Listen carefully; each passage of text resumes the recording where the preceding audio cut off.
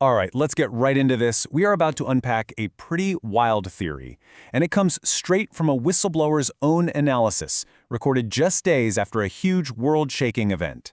It's a story packed with intelligence, deception, and honestly, a prediction that's almost hard to wrap your head around.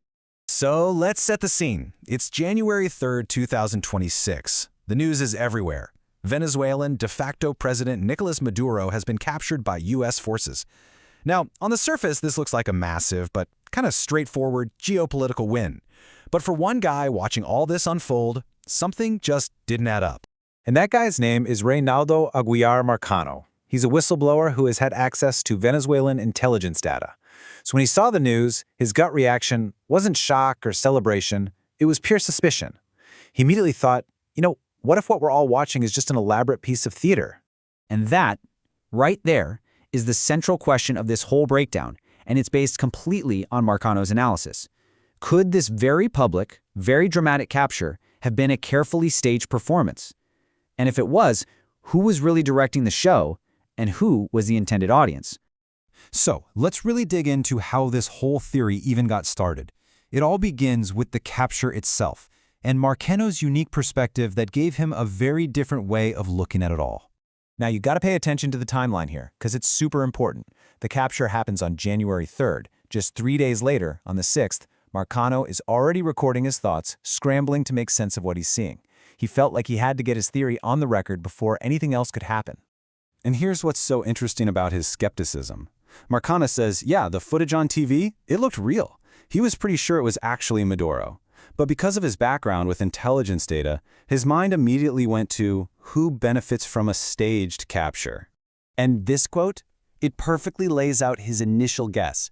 He suspected the real mastermind wasn't the U.S. at all, but Diosdado Cabello, who is, one of the most powerful men in Venezuela.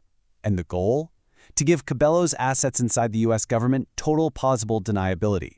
Make it look like they were cracking down on the very regime they were secretly connected to. So Marcano has this theory, right?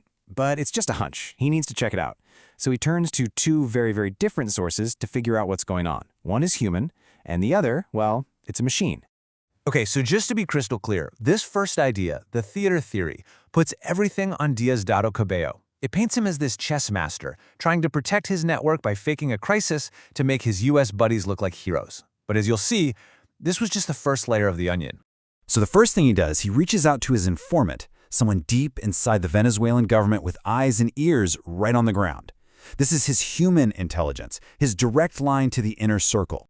But the answer he gets back just makes things even murkier. The informant says Cabello is acting like the capture is 100% real, even with his own people. Now, that could mean it is real. Or it could mean Cabello is just an incredible actor who doesn't even trust his own team. The picture was still fuzzy. And this is where the story gets really interesting. This is where we meet the pipeline. Now, this isn't just a database. It's Marcano's own machine learning system. Think of it like a predictive engine. It chews through massive amounts of data, communications, financial records, you name it, to find hidden patterns and run simulations on what's probably happening behind the scenes. What happens next is a total game changer. The entire dynamic between Marcano and his informant flips on its head. And it leads to a prediction from the pipeline that nobody, and I mean nobody, saw coming. Now get this, for the first time ever, the informant, the guy who gives Marcano information, asks him a question. He wants to know what the pipeline thinks is going on. I mean, that tells you just how confusing things were for people on the inside. And it totally sets the stage for the pipeline's analysis. And here it is, the bombshell. The pipeline came back and said Marcano's first theory was wrong. It wasn't a play by Cabello, it was a play on Cabello. The prediction was that this was a real capture, just brilliantly disguised as a fake one, all designed to trap the man himself. Okay, so you're probably thinking, how on earth could a double cross that complicated actually work? Well, the pipeline's prediction actually breaks down the anatomy of this thing step by step. So according to the pipeline, here's how it would go down. U.S. agencies go to Cabello and convince him to help them stage a fake capture of Maduro. Cabello agrees, thinking, hey, this is a brilliant political move, and they'll give Maduro back on the quiet. But the moment he delivers Maduro, the script gets flipped. The capture is real. Cabello has been played into handing over a wanted fugitive. And this chart really puts it all into perspective, right? On the left, that's what Cabello thought was happening, a little political theater for some cover. But on the right, that's what the pipeline predicted was actually going down, a real, sophisticated intel op designed to entrap literally everyone involved.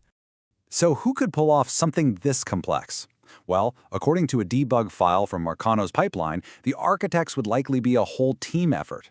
We're talking the FBI, the Secret Service, the DEA, and the CIA all working in concert to spring this massive trap. So let's just step back for a second. If, and it's a big if, but if a theory this wild were actually true, what would it all mean?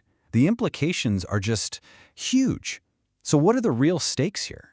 Well, if the pipeline is right, the very act of setting up the fake capture becomes the smoking gun. It implicates everybody who helped on both the Venezuelan and the U.S. sides in a massive conspiracy. It's exactly why Marcano speculates that if it's true, this would go down as one of the single greatest intelligence operations in history. And this last quote from the source material just captures the sheer scale of it. The idea of outplaying a political operator as powerful and as shrewd as Diosdado Cabello with a move this bold, well, like Marcano says, it's a truly humbling thing to even consider. And so that's what we're left with. Is this just an incredible guess from a whistleblower and his supercomputer? Or did we just get a possible glimpse behind the curtain of a secret war, where the most powerful weapon isn't a bomb, but deception itself? We don't know the answer, but the theory alone gives us a stunning look at what could be happening just below the surface of global politics.